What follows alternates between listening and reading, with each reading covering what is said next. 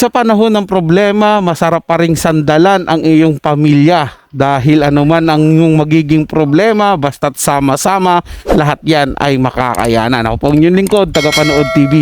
Isang mabiyaya at masaganang araw po sa ating lahat.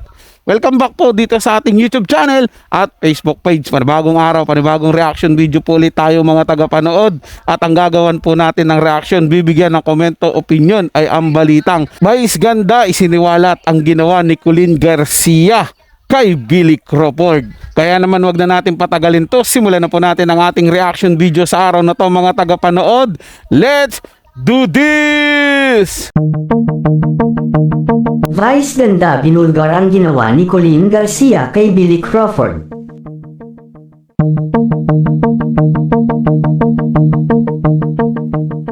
Nakakaawa nga ngayon ang sinapit ng actor-host na si Billy Crawford matapos na mapabalita ang kalagayan nito at ang pinagdadaanan nito ngayon.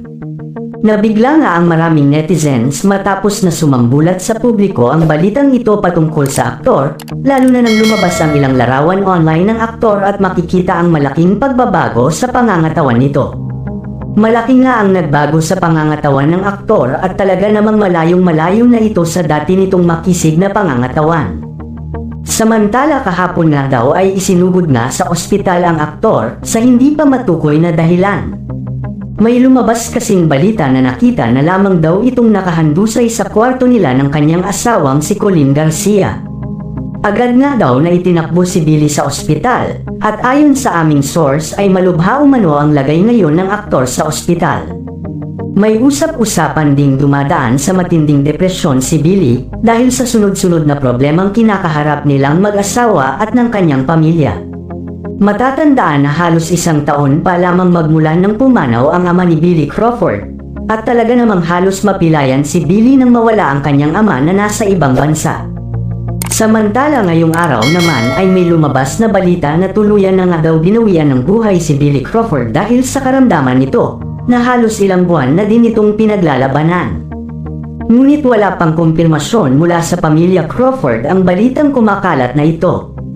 Samantala sa isang interview naman kay Vice Ganda na matalik ding kaibigan ni Billy Crawford, ay naging emosyonal ito, at ayon dito sobra umano itong nalulungkot para kay Billy sa matinding hamon ng buhay na kanyang pinagdadaanan.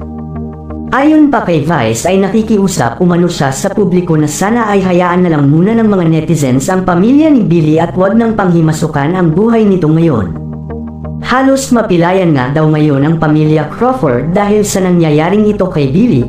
Maraming umano siyang nalalaman ngunit napakahirap umanong magsalita sa mga bagay-bagay na wala daw siyang karapatan para sabihin ito.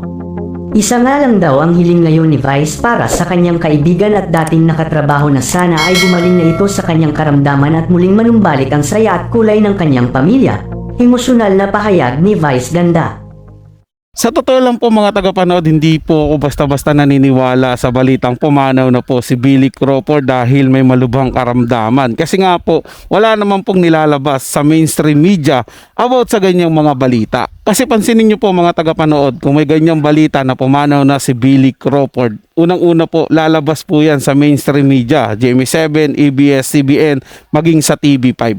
Pero wala pong nilalabas sa mainstream media. Isa lang po ibig sabihin na ito mga tagapanood, na wala pong basihan yung kanilang mga kinukwento, mga lumalabas na mga balita ngayon. Paniwalaan lang po natin mga tagapanood kung sakasakaling si Colleen Garcia na Billy Crawford at ang pamilya niya nagsabi about sa nangyari kay Billy. Pero kung wala po silang nilalabas mga tagapanood, mananatili pong fake news lang to. Well, kaya ako nga po ginawan ng reaction video ito para mamulat kayo at malaman ninyo na walang katotohanan yung mga lumalabas na balita na about sa pagpanaw ni Billy Crawford. So yun lang po mga tagapanood, no? Nagustuhan nyo po yung ating talakayan sa araw na to. At kung kayo bago lang po na napadaan dito sa ating channel, wag nyo po sana kalimutan na mag-subscribe.